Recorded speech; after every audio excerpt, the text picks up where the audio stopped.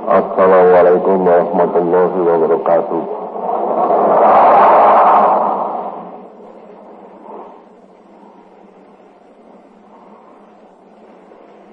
Saudara-saudara, tadi Bapak Menko Profesor Kiai Saifuddin Zuhri mengatakan bahwa waktu di Paris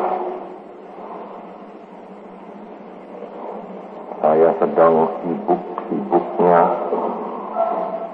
memberi amanat dan pimpinan kepada duta besar kita.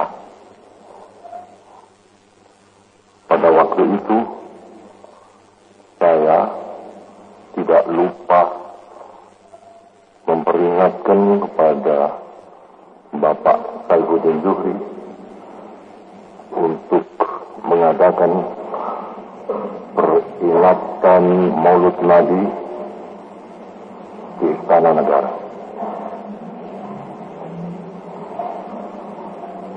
Memang demikian, saudara-saudara.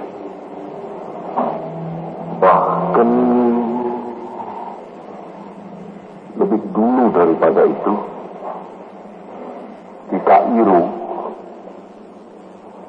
bukan lebih dulu saya di Kairo, kemudian dari Kairo ke Paris, bahkan di Kairo, tatkala saya nyantol di situ karena tidak bisa langsung pergi ke Aljazair, tetapi kemudian mengadakan pertemuan yang amat penting dengan Presiden Nasser, Presiden Ayub Khan, Perdana Menteri Zhou Enlai. Di Kairo itu saya tidak berhenti ingat, wah, ini bulan Maulud, ini bulan Maulud, kita nanti di Jakarta harus mengadakan peringatan Maulud yang sebaik-baiknya. Maka di Kairo itu saya ingat bahwa hari Maulud atau perayaan hari Maulud sebenarnya bukan satu hal yang wajib. Kita ini hanya mempunyai dua hari besar Islam,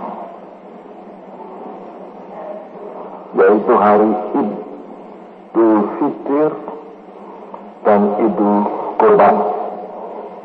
Cuma dua ini hari besar kita.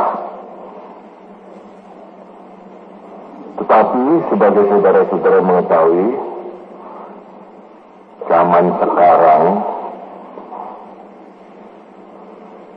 salah satu hari yang kita muliakan, salah satu hari yang kita muliakan di dalam kehidupan kita sebagai umat Islam ialah hari Maulid Nabi kita yang kita cintai. Dulu beberapa tahun yang lalu pernah di sini saya beritahukan kepada khalayak ramai bahwa yang mula-mula mengadakan perayaan Maulid Nabi ialah Salahuddin panglima perang Islam yang amat termasyhur, panglima perang di dalam perang Salib. Bahasa Belandanya Kruistochten, bahasa Inggrisnya Cruises.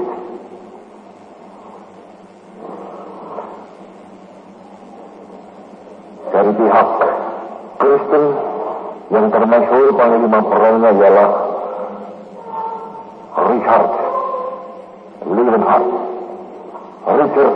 Lionheart, yang spesial dari Inggris datang ke timur untuk memimpin laskar Kristen merebut kembali tanah suci. Dari pihak Islam, panglima perangnya Salahuddin. Nah, ini satu bukti kehebatan Salahuddin dalam psikologi massa untuk membangkitkan semangat Islam sehingga berkobar-kobar kembali, membangkitkan semangat Islam sebagai semangat perjuangan. Salahuddin memerintahkan kepada laskarnya, kepada kawan-kawan seagama untuk mengadakan peringatan Maulid Nabi Muhammad sallallahu alaihi wasallam. Jadi sebelum Salahuddin, perayaan Maulid Nabi sebagai yang kita kenal sekarang ini tidak ada. Hanya sesudah diperintahkan, dibiasakan oleh Salahuddin, maka tiap-tiap tahun di seluruh umat Islam diadakan peringatan Maulid Nabi. Nah, pada waktu saya di KIU, saudara-saudara, sebelum sibuk-sibuknya saya mengadakan pembicaraan dengan Presiden Nasser, dengan Perdana Menteri Israel, dengan nantinya Presiden Ayub Khan dari Pakistan, sedang sibuk-sibuknya itu, saya tidak lupa. Ini bulan Maulid, ini bulan Maulid, ini bulan Maulid. Kita harus mengadakan perayaan Maulid Nabi nanti sebaik-baiknya. Dan saya ingat yang mula-mula memerintahkan mengadakan Maulid Nabi, perayaannya ialah Salahuddin. Kebetulan, saudara-saudara, Mesir atau Republik Persatuan Arab mempunyai satu industri film. Kalau sini entah Persari, entah Persini, mempunyai perindustrian film yang membuat film cerita Salahuddin itu. Hampir-hampir seperti film Metro Goldwyn Mayer dan Hur, atau hampir-hampir film Metro Goldwyn Mayer The Story of Ruth. Saya segera memerintahkan kepada kedutaan besar kita di Kairo untuk mempertunjukkan film Salahuddin itu di hadapan rombongan yang saya bawa dari Jakarta. Dan di salah satu ruangan daripada Hotel Hilton, pada satu malam dipertunjukkan film Salahuddin. Yang di film itu kita melihat perjuangan yang hebat daripada umat Islam di bawah pimpinan Salahuddin. Perjuangan umat Islam yang mengambil suri tauladan daripada perjuangan Nabi kita Muhammad sallallahu alaihi wasallam. Memang saudara-saudara, kita sebagai umat Islam harus menganggap Muhammad itu sebagai pemimpin kita yang terbesar. Bahkan harus kita mengatakan tidak ada pemimpin yang lebih besar daripada Muhammad sallallahu alaihi wasallam.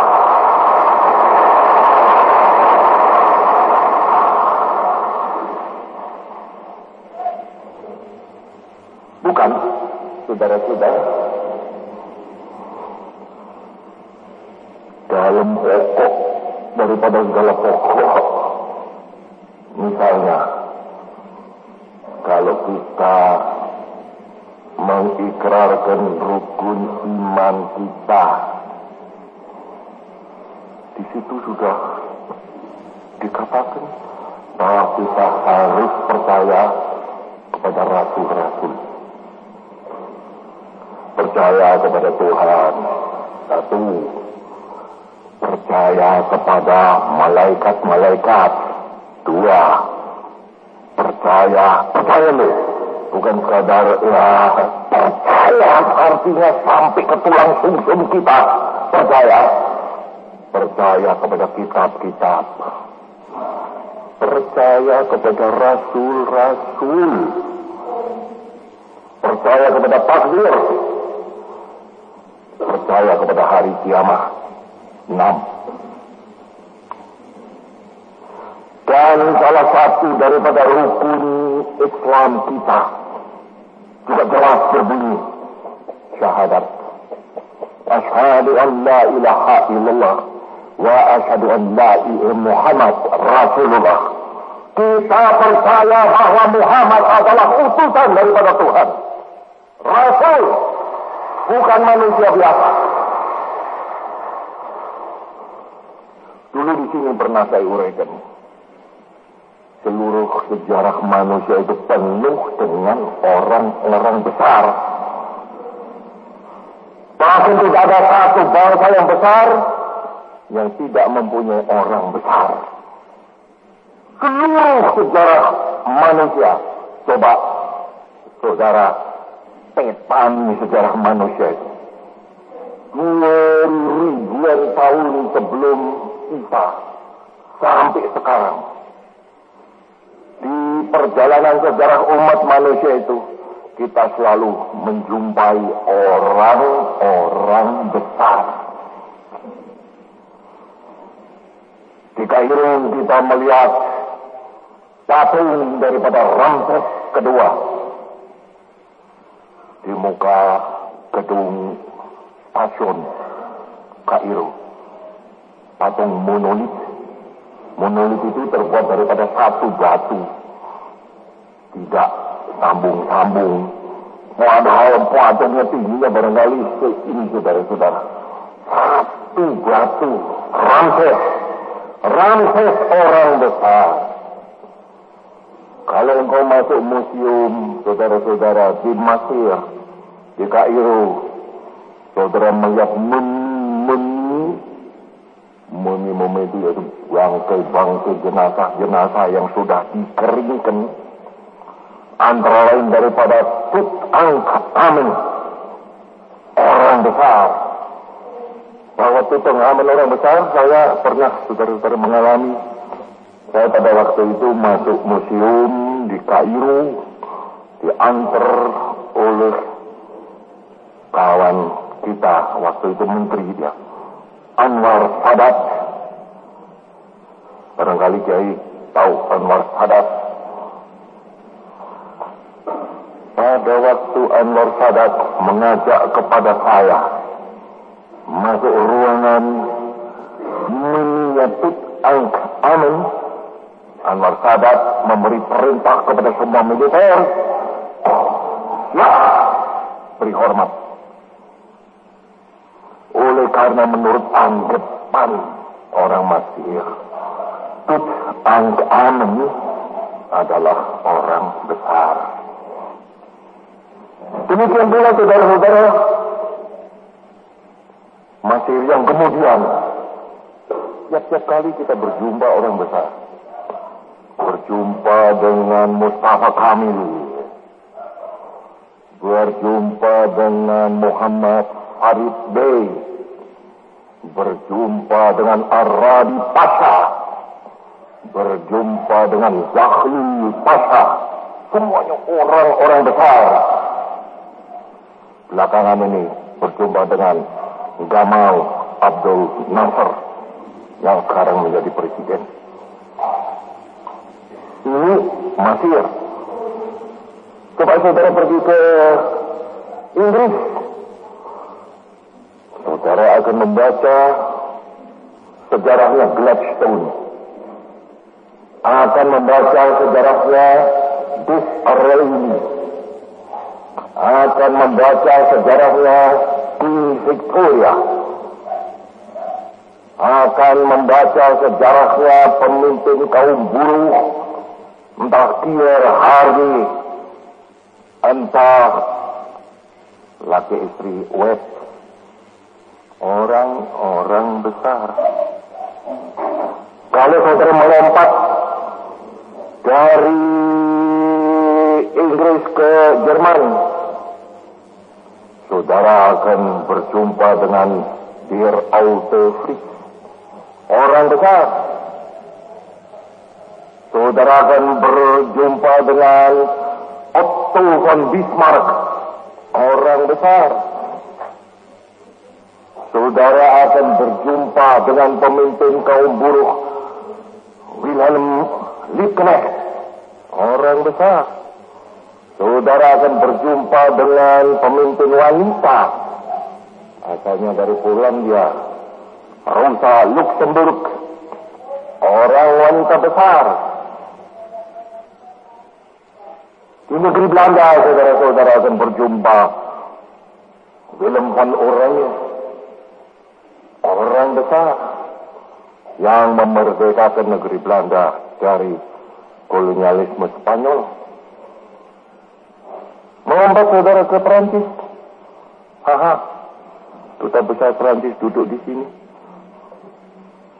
Berjumpa dengan pemimpin revolusi Mirabeau, orang besar. Berjumpa dengan Danton, orang besar. Berjumpa dengan Camille Desmoulins, orang besar. Berjumpa dengan Marat, orang besar. Berjumpa dengan Madame Roland, orang besar. Berjumpa dengan Pirwanya de Méricourt, orang besar. Berjumpa dengan kemudian Mitterrand, orang besar. Clemenceau, orang besar. Talleyrand, orang besar. Marshal Foch, orang besar. Semuanya orang-orang besar. Itali, ya, Itali, saudara-saudara. Saudara di dalam sejarah Italia akan berjumpa dengan Garibaldi, akan berjumpa dengan Mazzini, orang-orang besar. Akan berjumpa dengan Cavour, orang besar. Melompat ke Rusia, saudara akan berjumpa dengan Plekhanov. Saudara akan berjumpa dengan Lenin. Saudara akan berjumpa dengan Stalin. orang-orang besar melompat ke Tiongkok. Saudara akan berjumpa dengan Dr. Sen Yat-sen, orang besar. Berjumpa dengan Mao Zedong, orang besar. Berjumpa dengan Zhou Enlai, orang besar. Melompat ke Jepang, saudara akan berjumpa dengan Toyotomi Hideyoshi, orang besar. Berjumpa dengan Count Okuma, orang besar. Melompat ke Filipina, saudara akan berjumpa dengan Jose Rizal y Mercado, orang besar, bapak daripada nasionalisme Filipina. Pendek kata, di mana-mana, saudara-saudara, orang besar. Amerika mempunyai orang besar. George Washington, orang besar. Atau Thomas Jefferson, orang besar. Amerika Selatan, saudara akan menemui orang besar. San Martin, orang besar. Hidalgo, orang besar. Di mana-mana orang besar, saudara-saudara. Tapi orang-orang besar ini satu persatu tidak luput dari salah. Oleh karena sekadar manusia biasa. Pegang ini. Siapa berani berkata bahwa Bismarck tidak pernah bersalah? Siapa berani berkata bahwa Mirabeau tidak pernah bersalah? Siapa berani berkata bahwa Gladstone tidak pernah bersalah? Siapa berani berkata bahwa Garibaldi tidak pernah bersalah? Siapa berani berkata bahwa Mao Zedong tidak pernah bersalah? Siapa berani berkata bahwa Gandhi tidak pernah bersalah? Mohandas Karamchand Gandhi. Siapa berani berkata bahwa Stalin tidak pernah bersalah? Siapa berani berkata bahwa Jose Rizal y Mercado Filipina tidak pernah bersalah? Siapa berani berkata bahwa Gandhi tidak pernah bersalah? Mohandas Karamchand Gandhi. Siapa berani berkata bahwa Stalin tidak pernah bersalah? Siapa berani berkata bahwa Jose Rizal y Mercado Filipina tidak pernah bersalah? Pernah bersalah. Oleh karena memang khilaf, salah adalah sifat manusia. Tetapi Nabi Rasul tidak pernah bersalah. Oleh karena itu, saudara-saudara, Isa tidak pernah bersalah. Oleh karena dia adalah Nabi Rasul. Muhammad tidak pernah bersalah. Oleh karena dia adalah Nabi Rasul. Oleh karena itu kita, saudara-saudara, dalam kita mengucapkan misalnya syahadat, aku menyatakan bahwa tidak ada Tuhan kecuali Allah yang harus disembah, dan bahwa Muhammad adalah pesuruhnya, rasulnya. Kita harus di dalam hati kita menanamkan keyakinan bahwa Muhammad adalah rasul. Muhammad adalah tidak pernah bersalah. Pimpinannya adalah pimpinan yang mutlak benar. Dan kita harus menjalankan segenap apa yang ia berikan sebagai pimpinan. Aku bertanya kepadamu sekalian, saudara-saudara Islam yang duduk di sini, sudahkah saudara demikian? Katakanlah bahasa Belanda, blindeling. Blindeling itu artinya seperti buta, ikut saja kepada Muhammad. Oleh karena kita yakin bahwa Muhammad adalah pemimpin yang utama, pemimpin yang mutlak, pemimpinnya tidak pernah bersalah. Nah, tetapi saudara-saudara, salah satu corak daripada agama Islam itu yaitu yang baik, sangat baik. Kebelindelingsan itu tidak ada. Pembutaan gitu ya. Ya kita agama Islam ini ya seperti orang buta aja di jalan. Tidak ada. Islam adalah agama yang menuju kepada otak. Islam adalah agama yang menuju kepada hati dan otak. Segala ajaran Islam bisa diterima oleh hati kita dan bisa diterima oleh otak kita. Islam bukan ilmu klinik. Klinik, nah itu belimbing, saudara-saudara. Belimbing artinya belimbing buta. Klinik, yaitu membabi buta mengikuti saja. Kalau Pak Kiai, Pak Dukun sudah berkata, engkau nanti akan mendapat harta 10 juta, percaya. Atau engkau nanti akan berjumpa dengan pemuda dari Kalimantan dan engkau akan menjadi istrinya, percaya. Ini kebelindelingsan, percaya buta. Agama Islam tidak ada yang demikian, saudara-saudara. Islam memberi pimpinan. Sebab apa agama itu? Agama adalah pimpinan. Islam memberi pimpinan yang masuk hati dan masuk otak. Tidak ada kebelindelingsan. Bahkan rukun iman.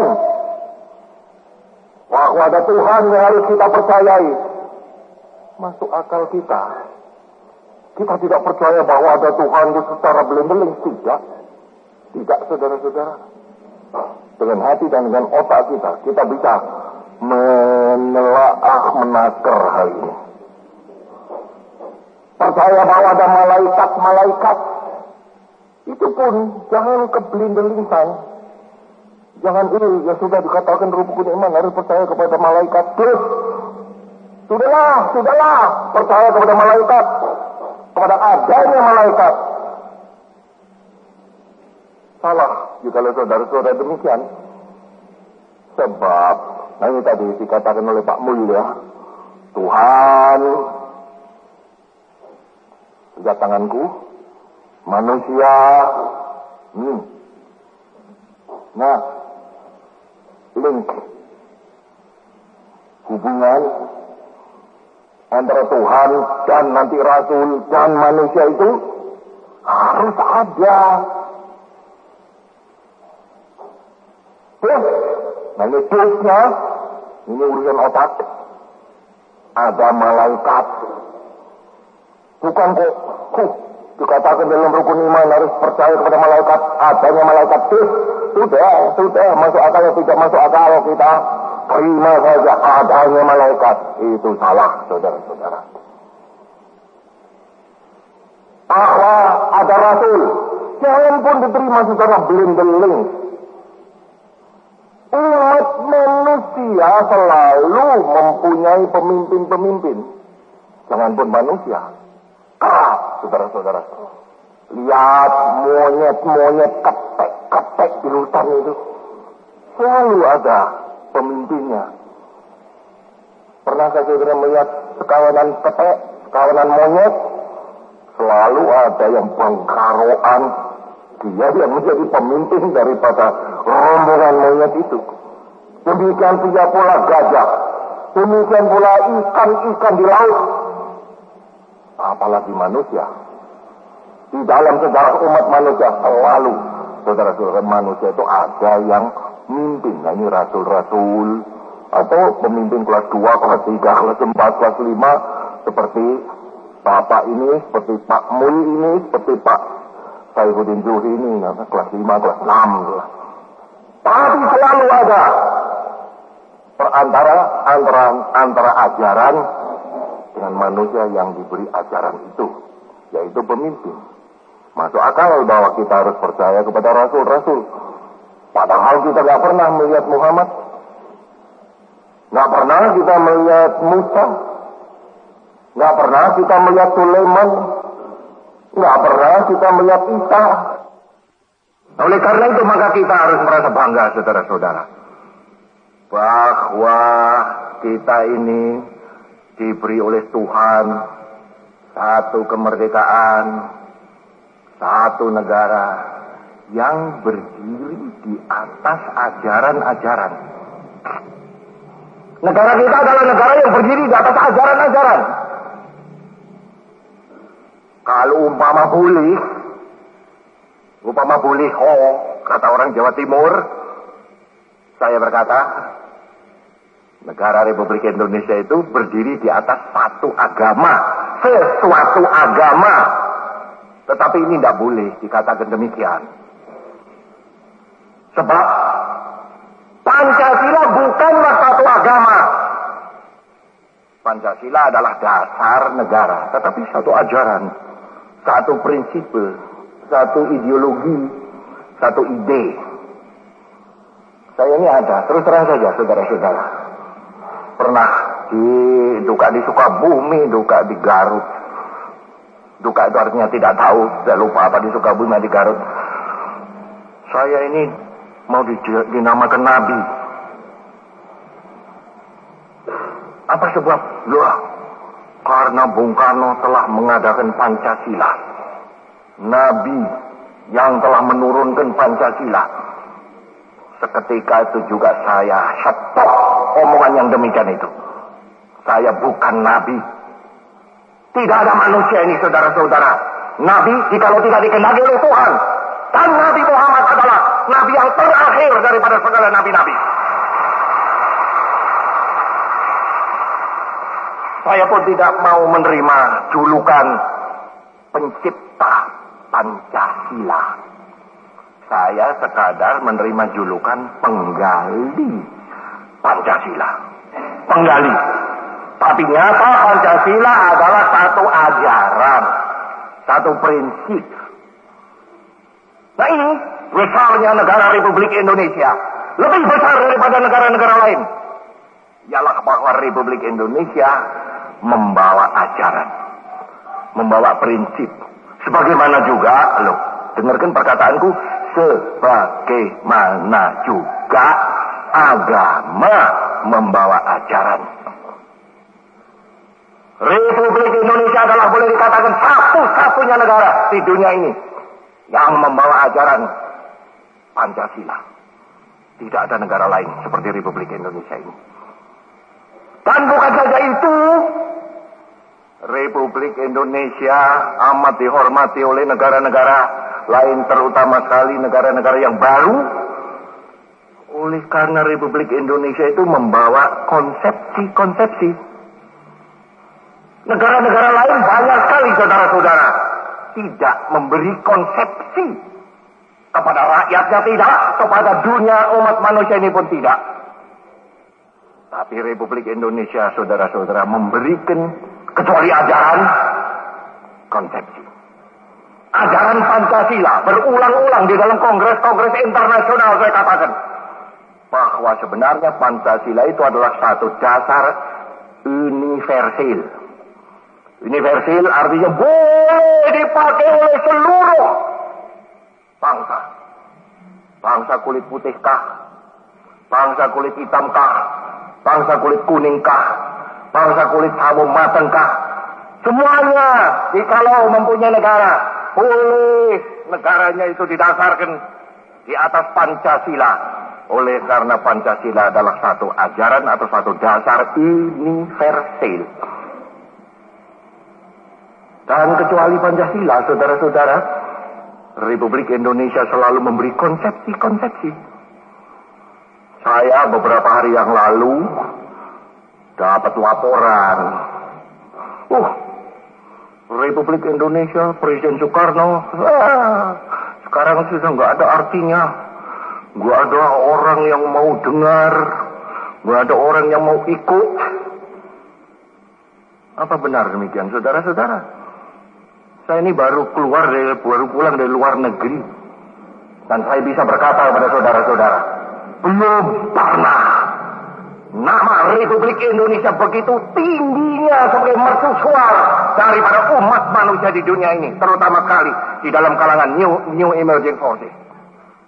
Satu bukti bahwa dunia mendengarkan Republik Indonesia. Bahwa dunia merasa menerima dari Republik Indonesia itu konsepsi-konsepsi. Republik Indonesia tegak mengeluarkan konsepsi Pancasila.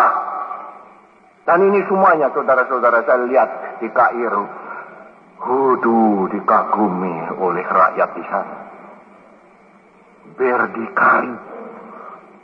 Tempo hari saya katakan bahwa justru di Afrika, saudara-saudara, mereka perkataan Presiden Soekarno bahwa the crowning of independence is not membership of the United Nations, but the ability to stand on our own feet. Mereka orang Afrika dan orang Mesir berkata, it rang through Africa. Rang itu artinya menggelegar seperti beledek mengampar-ampar, saudara-saudara. Demikian pula tatkala saya berkata beberapa tahun yang lalu, go to hell with your aid.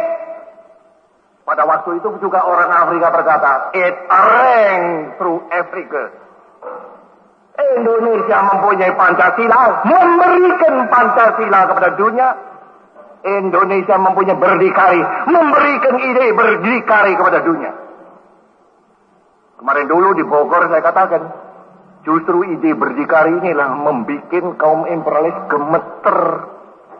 Jikalau konferensi AA yang kedua bisa terjadi. Karena mereka yakin, kaum imperialis, kalau konferensi AA kedua terjadi di Aljazair, dan di situ Indonesia menganjurkan berdikari kepada seluruh rakyat Asia dan Afrika. Aku berkata di Bogor, lonceng kematian imperialisme berbunyi. Sebab head vision inti daripada imperialisme ialah membuat bangsa-bangsa tidak berdiri di atas kaki sendiri. Prinsip inti daripada imperialisme ialah membuat bangsa-bangsa memerlukan barang-barang bikinan imperialis, memerlukan persenjataan daripada pihak imperialis, memerlukan bantuan daripada pihak imperialis. Dalam hal pertahanan tidak berhenti-berhenti. Tolong. Mana itu berdikarinya, saudara-saudara? Sama sekali tidak ada.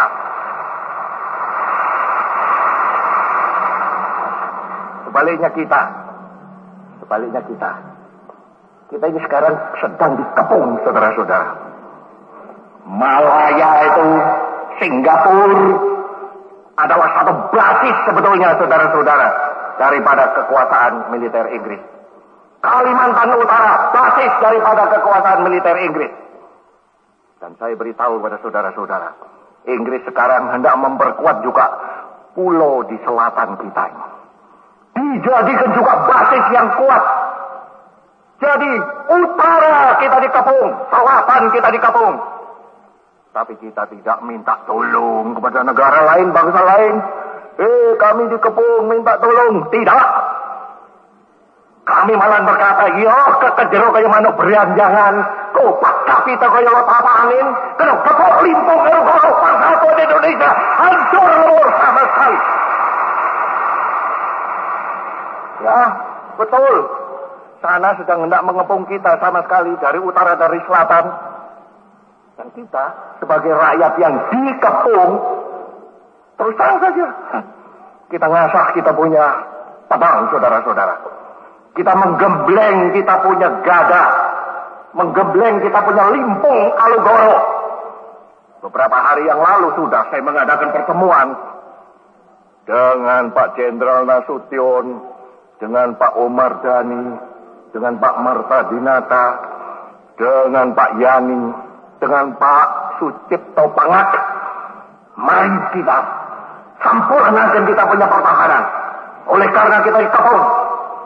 Dan sekarang saudara-saudara, sudah konsepsi baru daripada pertahanan ini sudah selesai. Dan dengan konsepsi baru itu kita berkata, ayo sakarmu maju kabeh laksani katiku. Kita tidak akan mundur setapak, tidak akan berkisar sejari. Kita sekarang ini merayakan Maulud Nabi Apa sebenarnya yang kita rayakan? Bukan sekadar Muhammadnya. Bukan sekadar dia itu dulu nabi. Tidak.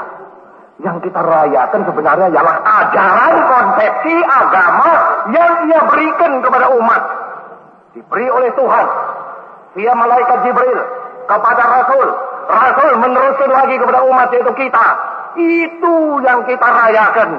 Oleh karena itu maka kita berkata, jikalau benar-benar engkau cinta Muhammad, jikalau benar-benar engkau merayakan Maulud Muhammad bin Abdullah, jikalau benar-benar engkau merayakan Rasulullah yang punya hari Maulid, kerjakanlah apa yang ia perintahkan, kerjakanlah apa yang agama yang ia bawa, kerjakan sama sekali, agar supaya benar-benar kita bisa berkata, kita telah menerima api daripada agama yang dibawa oleh Nabi Muhammad sallallahu alaihi wasallam.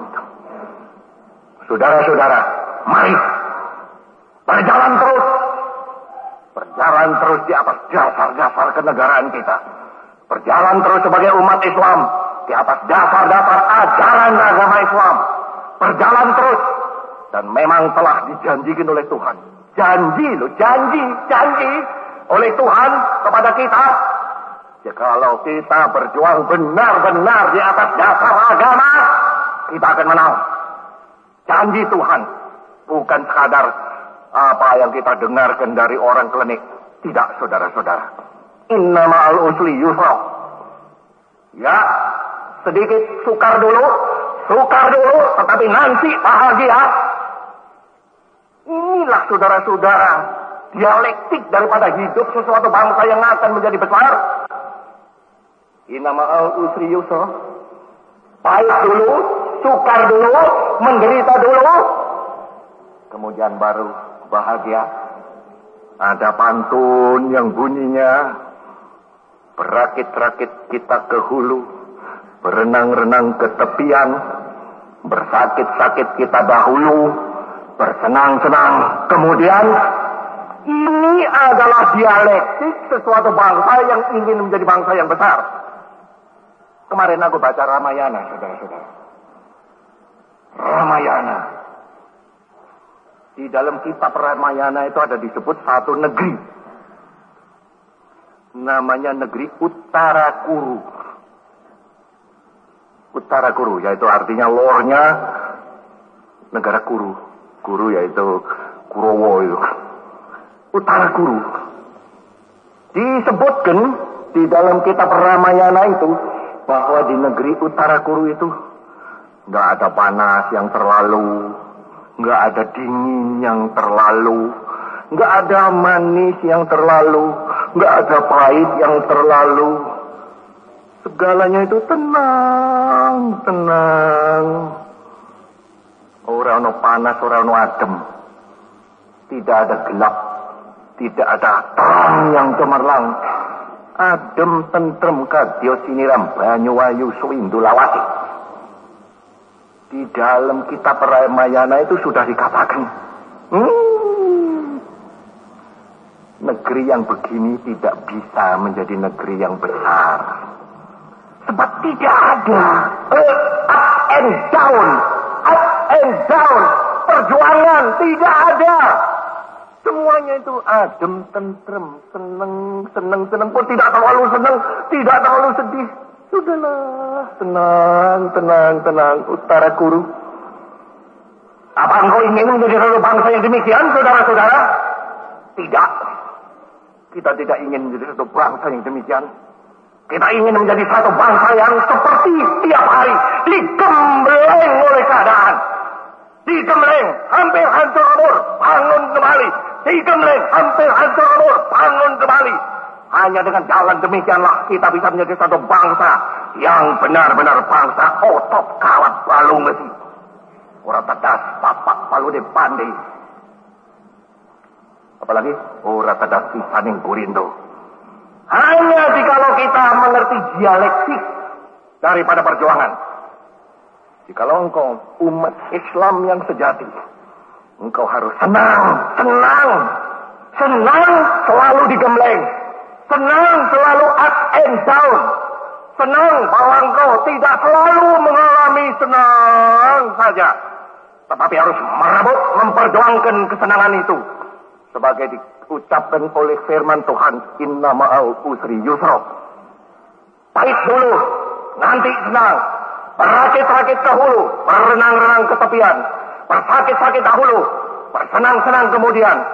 Jikalau kita mengerti akan dialektik ini, barulah saudara-saudara, kita bisa menjadi bangsa yang besar. Inilah amanatku kepada rakyat Indonesia di dalam perjuangan kita sekarang ini, yang sebagai tadi dikatakan oleh Pak Saifuddin Zuhri, meningkat. Insya Allah kita akan menang. Ever onward, never retreat. Terima kasih.